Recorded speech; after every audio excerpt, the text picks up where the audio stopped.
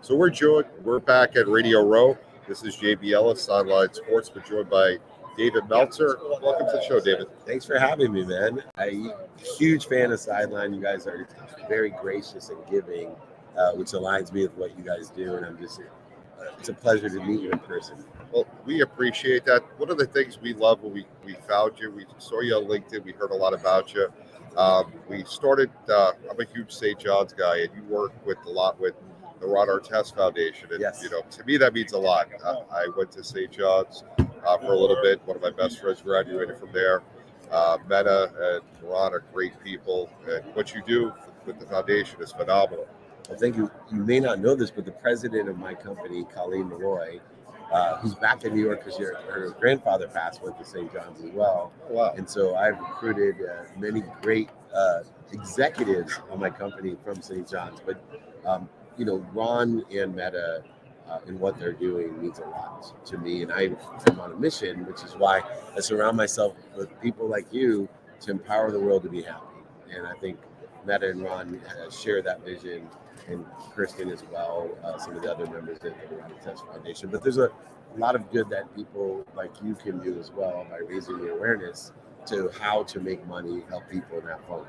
So what transitioned you, because a lot of people go into business, they don't care about everybody else.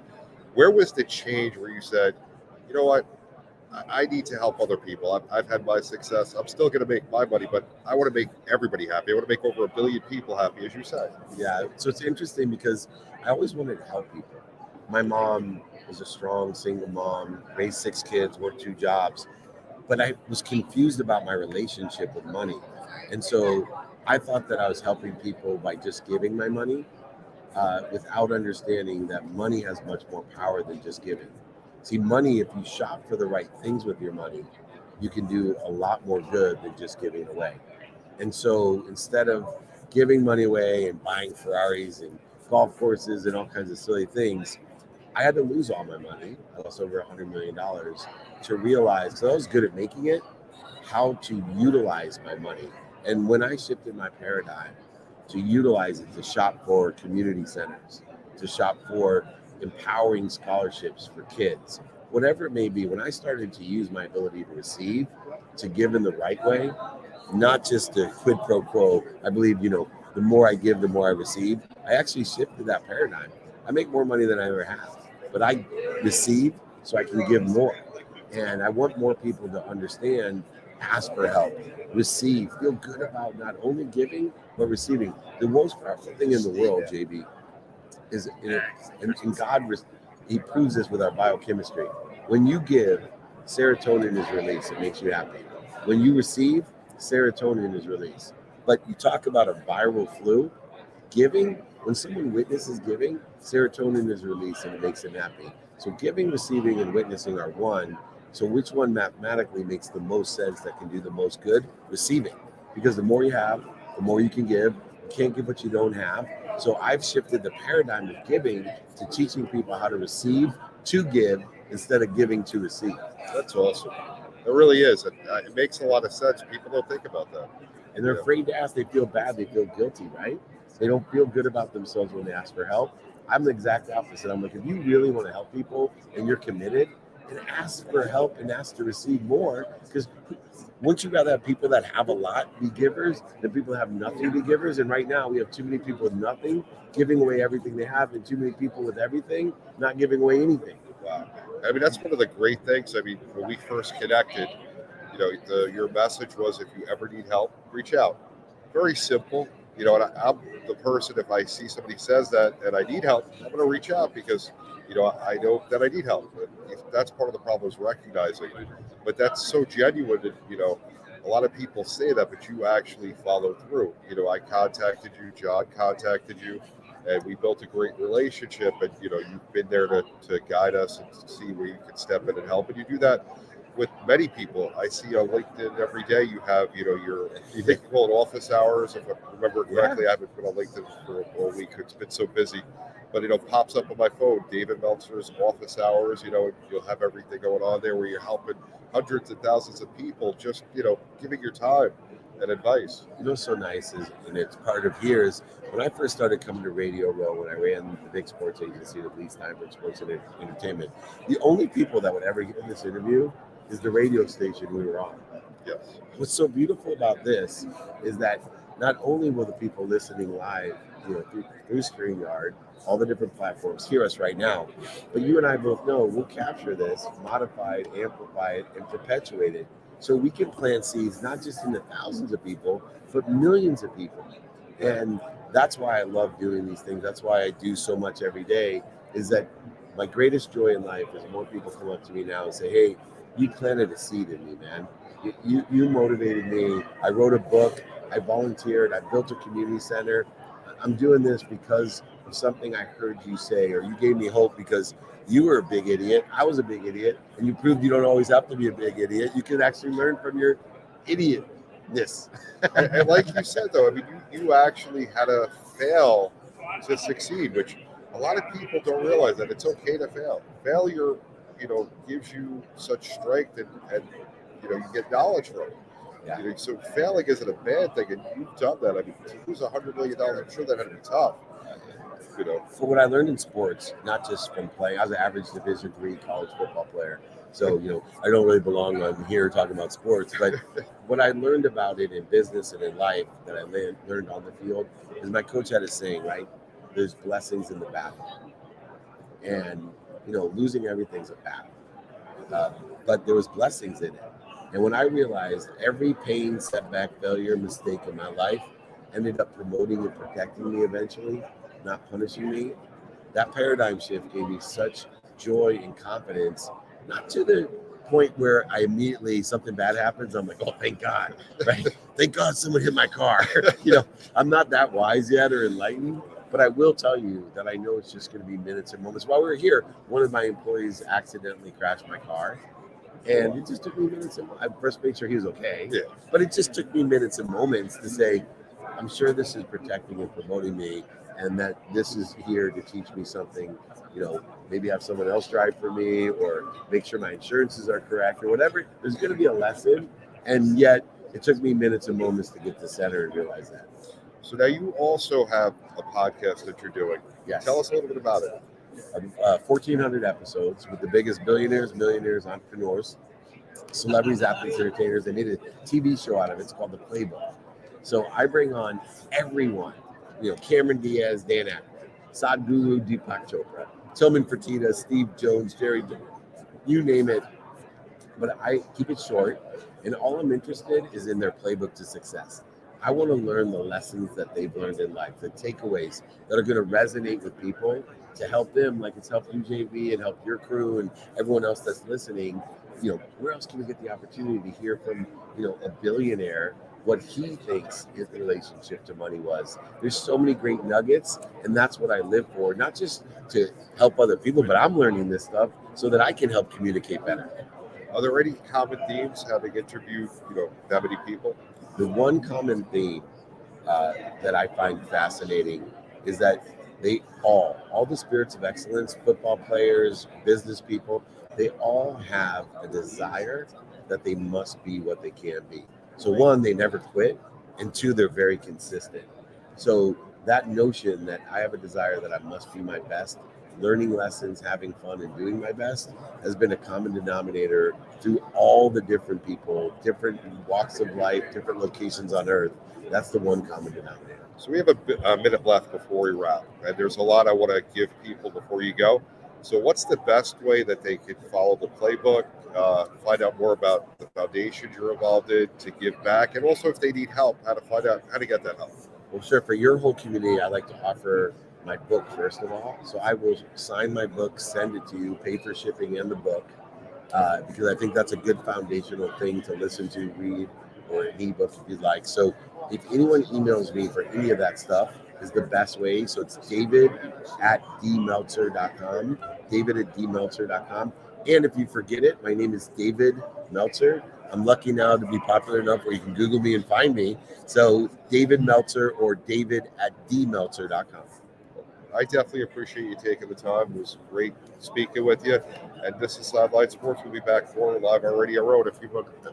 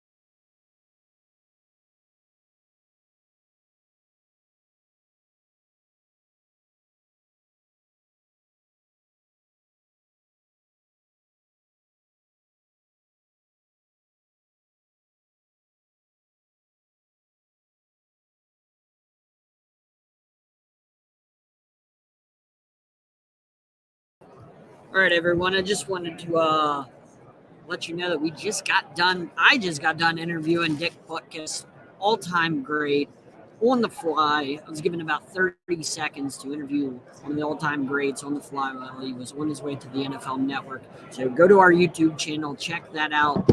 Continue to watch this. We continue to bring you all the great players, celebrities, anybody you can think of. We're bringing them to you. We're live on Radio Row, day 5, as we continue to just pump out all this great content, give you guys all this exclusive content you can only find on Sideline Sports. So continue to follow us everywhere. Let's put this on. Don't forget to like, share, and subscribe to all of our great I don't know where content. she is. We'll be right back.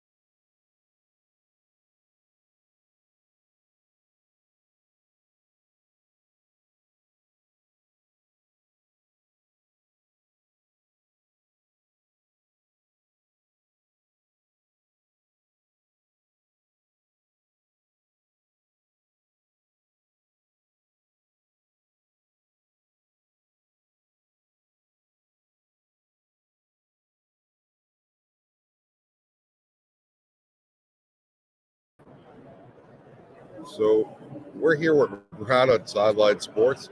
Somehow the mic was muted. I don't know if you guys heard that any of our conversation. That was wild. So we were talking about college football, about the SEC. Ronnie's from Auburn, and what a great experience it is for game day with the Eagle flying, and his son playing football now.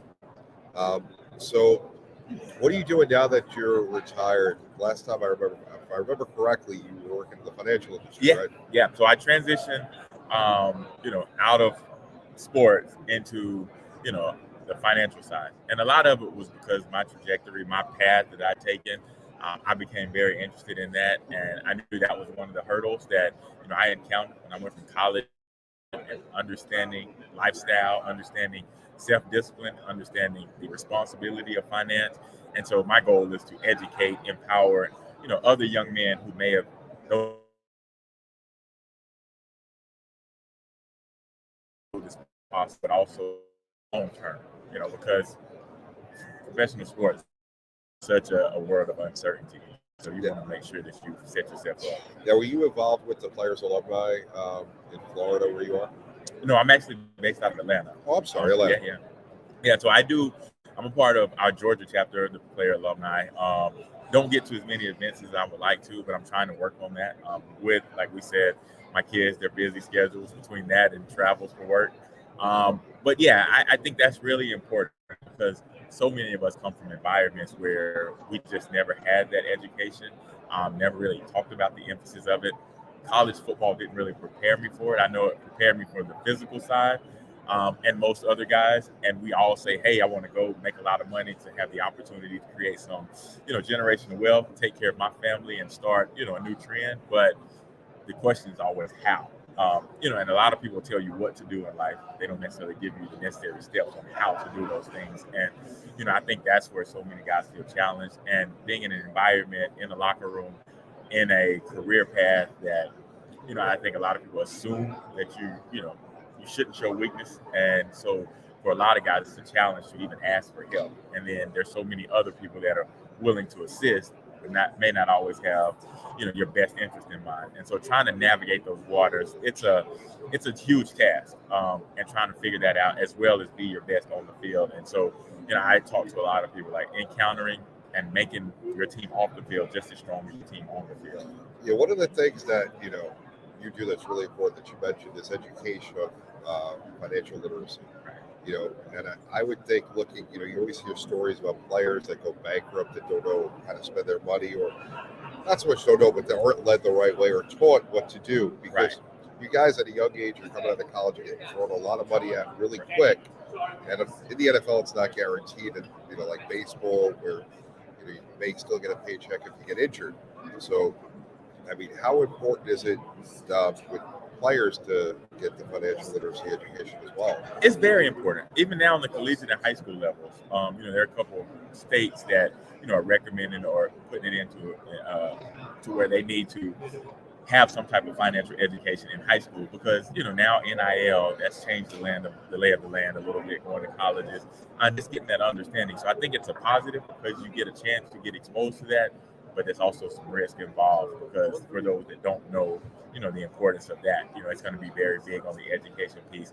But for NFL guys, a lot of times at 23, there were a lot of things that I just didn't know. I'm from a small community, get drafted to Miami, which is totally different than how I grew up. And I got money and the resources to be able to do a lot of things. And one of the misconceptions is, money's something that deals with intelligence. I'm like, it has nothing to do with how intelligent you are because, you can be somebody with an 8th grade education and hit the lottery tomorrow. And so you're still going to encounter the same problem where somebody's gone and built a business and they've sold their business and had a liquidity event and now they have a lot of money. And it's about self-discipline. Like what type of habits have you understood or do you understand, to put yourself and create those habits to give yourself a successful or sustainable lifestyle. And so I think that's what happens to so many NFL, or even just professional athletes, but even, I think business professionals as well. It's hard to tell yourself no when you have the resources and ability to do, what you would like to do and go out and get some of those toys or things that you like or having those, extracurricular activities that you like to be involved in. And so the self-discipline part, is really important. And real quick about the game before I let you go, so you can enjoy your time here. So right now we got the Chiefs and Eagles, two really great young quarterbacks. Both are very mobile, and the game has changed where the mobile quarterback is really taking over. How does that make a running back better? Because you were a great running back. How does having a mobile quarterback make you better? Well, just having a great quarterback helps, and it eases a lot of the tension in the box, especially when you have a guy that's capable of running the football because they have to worry about him because that's the uncounted guy. When you talk about defenses, like the quarterback's usually not the runner, but when you have a team that has running ability at the quarterback position, you have to defend the whole field, but also just understanding that the guys that can throw the football really well, it takes guys out of the box, and so you don't allow those safeties to inch down in the box, and so it makes the picture a lot clearer. But when a guy like Jalen Hurts is able to run that zone read stuff, you're dropping guys up, and then it's one-on-one on the outside, and you got, Devontae Smith or somebody, AJ Brown. It makes that task a lot harder, but also the defensive ends. Like, you have to play your responsibility because if you crash down, he has the ability to get outside. He gets on the edge. It's 2nd and 5, and so you get in those short down situations, and being able to put yourself in highly likely, achievable passing or run pass downs. It makes the defenses hard to, or it makes it more difficult for them to have to, like, say, hey, I can't just sit on the pass because it's 3rd and 10. Now you have to defend the run as well as the pass. Who do you like in the game Sunday? Oh man, I put me on the spot. I think Philly's the better team, but I think from quarterback standpoint, Patrick Mahomes probably has the edge in that, and he's capable of stuff. So I will say, if Travis Kelce has 100+ yards receiving, the Chiefs win the game. If he's held less than 80, 75 yards, the Eagles have a great chance of winning. Good way of looking at it. I can understand that. We're joined by Ronnie Brown, former Dolphin from Auburn, unbelievable guy. Probably one of the best people I've ever interviewed. I love Ronnie. Such a class individual. And it's always honored when I get to talk to you. And I thank you for taking the time to take a cigar from the SGC Foundation.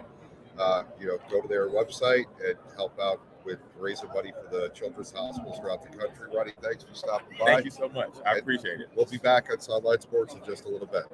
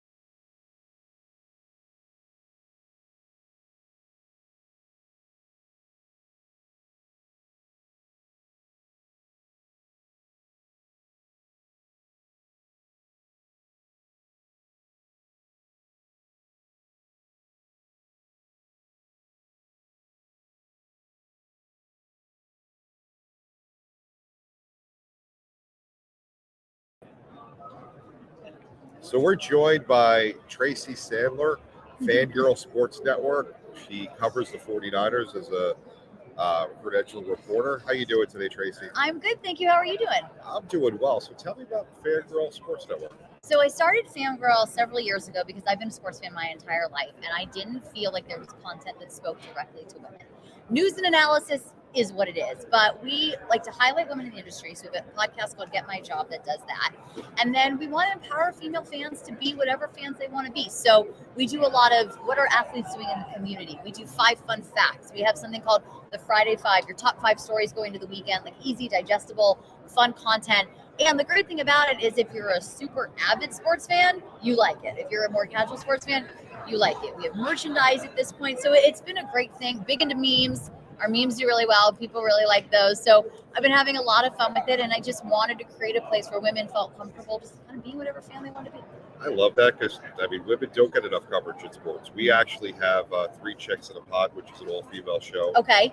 We have a couple of great women that are on our network. And I think it's important, you guys, why not? Women love sports. Why can't they be involved in it? Absolutely. And I was saying this stat earlier, and people were so surprised that 45% of NFL fans are women.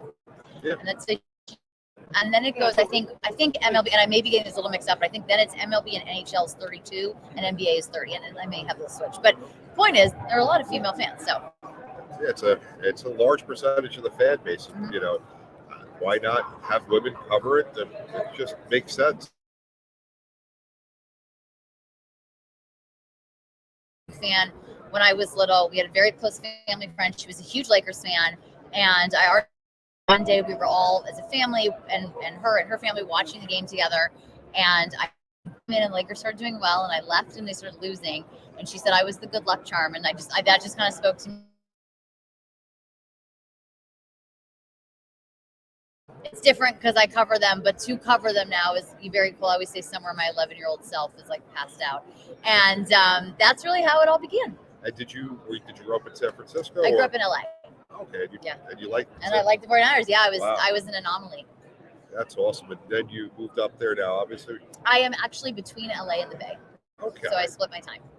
Is that difficult going back and forth? No, it really isn't. It's an easy flight. And I spend, during the season, I'm in the Bay most of the week. It's, maybe in LA a day or two if I need to be, but otherwise I'm in the Bay most of the week. Okay. So not really. And then just depending obviously on where they're playing. So I'm there for practice, and then on the weekend it's wherever they happen to be going. And you travel with the team as well? I do, yes. I mean, not with the team, but yes, I travel. How long have you been doing that for? 7 seasons. This is my that's 17th awesome. season coming this year, which I can't believe.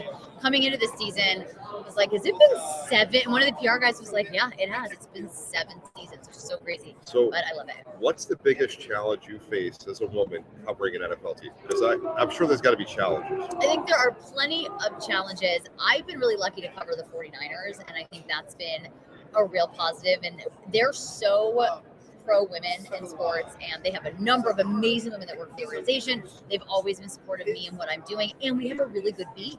And I know that that's probably somewhat unusual, but we have a really good beat, and we are all close, and we're friends, and we get along and are supportive of each other. So I've been lucky, or somewhat less, but there are always challenges. There just aren't as many of us, and the one biggest challenge I would say generally is no matter what I do or what I'm on, I always have to be, if I'm on a panel with 3 men, I have to be the most knowledgeable on the panel. And I can't be looking stats up on my phone, or it's the girl doesn't know. Wow. And I think that is the biggest thing. And I hope at some point that changes, but we're not there yet. It bothers me that we're in 2023 and, we talk about gender or race and, it shouldn't matter. No. You're just as good as I am at covering sports. I mean, there's no reason, you do your thing, and why can't you do it and do it just as well, if not better? Exactly. But we'll get there eventually. We're making progress. Definitely. So you guys have a couple of shows, I believe. You have 3. We have 3. We have the Tracy Sandler Show and Get My Job, and then we just launched this NFL season hosted by 2 incredible women, Haley Clover and Sydney McDaniel, Fangirl NFL Show, and we are planning to expand even further. So it's been a lot of fun. That's awesome. So what got you involved with the Believe Network and creating the new shows? So they actually approached me. So Get My Job was a podcast we had, and it was launched in 2019 and highlighting women in the industry, talking about their career journey, advice, all of that. And then Believe approached me and they said, we think you do a great job. We'd love for you to have a sports talk show and we'd love for you to have it on our network. So the Tracy Sandler Show was born, and it's different because it's a lot of 49ers and a lot of Dodgers. I'm a diehard Dodger fan, which my 49ers followers don't love, but they've accepted about me. So it's a lot of 49ers, a lot of Dodgers, and then, we get some lifestyle stuff. And then, of course, a lot of Michigan because I went to Michigan. So I have to talk about my Wolverines whenever I can. That's awesome. So now, with the 3 shows, pretty busy. We covered Well, I it. don't host NFL. I mean, it's still Okay. busy, but the Fangirl NFL show or Fangirl NFL show is hosted by 2 other incredible women, Haley Clover and Sydney McDaniel, and they do a great job. But yes, I do the other shows. It does keep me pretty busy with everything else, but I like it that way. That's really cool. Believe has done some phenomenal things. I mean, Mhm. I had actually a show on there about a year ago. I had left, but Cam does a great job. Ron has done a great job investing in the company. They have phenomenal people. I'd still be there if I didn't believe in what I have here. Mhm. But they're phenomenal people. It's great to work with. So how would your week have been different had the 49ers, which a lot of people thought were going to win last week, how would the week have been different for you? Well, my schedule would have been different in that obviously my schedule would have been around their media availability. So I was at an event yesterday afternoon and I said to someone I definitely wouldn't be here. So my schedule would have been different in terms of just the different types of content I would be doing. I'd be having to write throughout the week. I'd be at all of the media. They ended up coming in on Wednesday. So it would have been probably even busier. And I remember that from when they were in the Super Bowl in Miami a few years ago. I can't imagine it being busier, but I know it was busier. It's just kind of, and then game day is very different. If they're in the game, then tomorrow night I'm early and I am up very early on Sunday and I'm at that stadium. A friend of mine, we were staying at an Airbnb and she's going to the game and she had said, so if they're in it, can you go to a tailgate? And I was like, if they're in it, I'll be at the stadium at 9 a.m. Like that's just not something that can happen. So everything just would have been different and it would have been around their schedule as it should be. But there are pros and cons, but it is very cool to get to cover a team at the Super Bowl, I have to say. So I know you're busy and have a lot of other things to do. Tell us how we can find more about Fangirl Sports Network and the Believe Network. So Fangirl Sports Network, go to our Instagram at Fangirl Sports Network and you can get everything there. And then our website, fgsn.com. And all the podcasts are on the website, so you can get everything there. That's awesome. I appreciate the time coming over, and we look forward to speaking with you again in the future. Absolutely. Thank you so much for having me, guys. Thanks. All right. Have a love.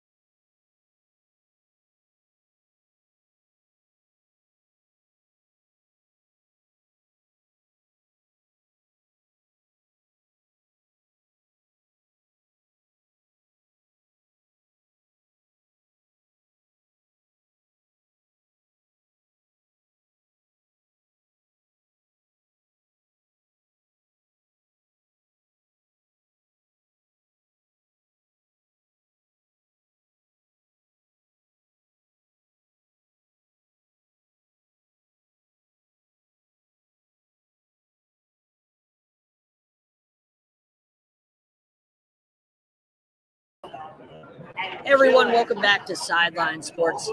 Here live on Radio Row, we've had all kinds of interviews for you guys today. We've got the one and only Alec Ingold here on our show. So met Tua today, and then I get to interview Alec Ingold, and we just got done interviewing Ronnie Brown, former top pick for the Miami Dolphins. So this is all Miami Dolphins themed today, which what other team in the NFL is? 31 teams don't even come close to the greatness that is the Miami Dolphins organization. So, without further ado, this is Alec Ingold. How are we doing today, sir? We're doing well. I think getting a little Ronnie Brown, like Wildcat with the Dolphins throwback, like we might have to get that in the offense next year. I don't know. I don't know if I'll be in during that package or not, but it would be cool if I was. And not to mention, I mean, you've got the throwback hat on Yes. for the Miami. Well, they were the Florida Marlins. Now they're the Miami Marlins. I mean, I like Florida Marlins because it's, more authentic with the Marlins. That's throwback, but It's nice to be a part of like a community, a sports community between the Florida Panthers, the Heat, the Marlins, and now the Dolphins. Like that's something that's really cool to be a part of. It doesn't get lost on me at all. Like just to be able to be a fan and support the other teams, other sports guys that are doing things at the top of the game. So it's fun to always rep the Marlins throwback. They got great colors, great colorways. They're on the up and up. The Heat are balling out right now. Panthers are back in the mix. They had a great run last year, so South Florida sports is doing pretty well, man. Yeah, now we need to bring another championship back to South Florida because I mean that's really where sports should be. I mean, there's no better place in sports than South Florida, man. Like you've got all of that. Why not? Let's bring a championship back. Like let's beat the Buffalo Bills next year. Let's do it. Let's beat the Jets. Let's beat the Patriots. Let's beat all them because I mean they're going to be. Yeah, we'll take care of that. Yeah, let's take care of that. Let's work on the AFC East and we'll keep going. They're not showing them right now, but the Chiefs, Patrick Mahomes, like we're coming for you next year. Like, don't you? We're healthy. The Dolphins are healthy. We're coming for you guys next year. So, It's a lot of discipline, a lot of things. I mean, we had a great run, good moments, and I feel like just being consistent about this next year, we're going to have to be detailed and really take ownership of this thing. So, second year in the system, it's going to be a fun offseason for us to grow together, to develop together. It's going to be exciting. and I've thought this. Why not give you more opportunities to catch the football? Like, you can catch the ball. I mean, we've seen it. You can run with the ball. So maybe talk to Mike a little bit and say, Mike, like, give me a few more passes, right? The exit interviews were good. I just wanted to let them know and everybody just like I missed a couple opportunities this year with the ball, stuff that I'm not used to having happen, and I think that's just a little detail in the ownership of like things didn't work out. We left some stuff on the table this year, so you look in the mirror and you figure out how you can be better so that your role can be carved out even more the next year. You can keep growing. You can be more consistent, accountable to the guys in the locker room, man. Coaches, players, teammates, all that's going to be important. So can you talk a little bit about your journey to the NFL? Like, what has this meant to you, just getting to be in the NFL, and and then after that, like, what is life going to be like after football? Are you a business guy as well? Like, is that media, like broadcasting? Do you want to join Sideline Sports? I mean, all these important questions that you're going to have to answer when you're done. The important collaborations in the future. Exactly. Yeah, I mean, being an undrafted guy, I don't think that I'll ever take being on the football field in the NFL like without a grain of salt. Like that perspective is always going to be there, and it's been a special ride. I feel like I'm playing with house money every time that I get to strap up and be with the boys. So we're going to do that as long as possible. I just have a book that got published about a week ago. Yeah, please tell us about it. Yeah, and that's what kind of the off the field thing is going to be post-career. I think it's just trying to help other people, inspire them to be the best version of themselves. And this book is kind of that first step. It's a life book with a lot of football examples, right? And it's a cool little, it's called The 7 Crucibles, and it's I wrote it while I had this torn ACL this last year, and how to come back from that. Yeah, man, it's inspiring stuff, and I think that's where we all relate. It's just toughness, it's life, and it's anyone just trying to have the courage to do something special, just be the best version of themselves. And there's a lot of life lessons there that hopefully can help people have that courage to take the first step, to go do something special, make a podcast, to create something and just be themselves. So where can people find your book? Yeah, Amazon is awesome for The 7 Crucibles. Otherwise, AlecIngold.com. It's a good one. That should be an easy one to remember. It's just the name. But yeah, I think it's a quick read, something that you can take on the plane with you and crush it. I think it's a coffee shop read where you can get a little bit of motivation. You can spread it out throughout a week, 2 weeks, or you can crush it in a day. it's definitely something for anybody. Now, did you appear on the Dan Levitard show at all? Have you appeared with those crazy guys? I haven't yet, and I know that they're a staple of the Miami Yes. market. So it'll be cool to meet those guys one time. Yeah, you definitely got to do that. I mean, obviously they're beneath us when it comes to how cool, cool factor. Like we're here and they're like right here, so they're close, Yeah. but Very similar. A lot of overlay, a lot of parallels. So who's winning this game? Chiefs, Eagles. What are you thinking? Well, I'm thinking that it doesn't really matter because it's not the Miami Dolphins. So That's a great answer. Either way, in my Stu Gotts type of book, just doesn't count. Like it doesn't count. Like in my book, you're not a champion unless you're a Miami Dolphin. Like you're a fraud. You're 31 frauds. The only one that matters is the Miami Dolphins. Everybody else, you can just pretend you're a champion, and then whenever we bring a championship back to Miami, well, then we could start talking about start talking about championships. But anyway, like before I let you go, what are you chowing down on? Is it prototypical shit, or do you want something a little different? Little food action. Yeah, So a little food action, a little drink action. Man, I think we're probably going to be. No, so this is going to be a unique answer. Right, we're doing a road trip up back home to Wisconsin. Okay. So we're going to be in the car. It might be a Chipotle stop, Okay. something like that. I'm not going to be able to sit down and watch the big game. I got to get a little bit of Wisconsin in me. Okay. Cold weather, get back to the roots, get back to where I'm from, and see all those great people and family members. And so yeah, we'll be on a big road trip, man. I don't think you got that answer. Probably a lot of people on the couch watching the game, and I will be in the car with my fiance and a couple dogs driving up. All right, so you just gave me a coach's bullshit answer, because you didn't give me food. You avoided the food. I said Chipotle. And I know what you did. Chipotle. That doesn't Chipotle doesn't. Run the tape. Something. Run the tape. That you would eat. Okay, since you're gonna eat Chipotle, you're gonna go boring. Give me something else that would be fun to eat besides pizza that you love. Something fun. Yeah, I think those sliders are awesome. Because you can go chicken and you can grill it, right? You can go like a fried blackened fish fry. You This can is go what burgers. I like. There we you can go bison burger. You can go Angus burger. There's how many different types of cheeses can you have on the side? Pepper jack, American, provolone. We can mix it up. There's a lot of diversity in the slider game. I love cholesterol.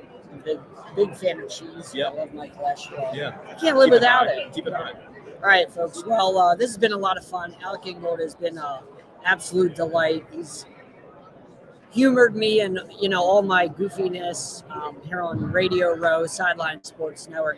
And we're here. We've been here all week. We've been here since Sunday, so they're probably tired of seeing us. We probably stink. We showered, but we probably stink. We've been here long enough. My ass print is in the seat because 5 days of this. It's a grind. But thank you very much for joining us. Sideline Sports. We'll be back in a few moments with more guests, more celebrities. Me, most important place, most important face. I'll see you in a minute. As soon as I can find this.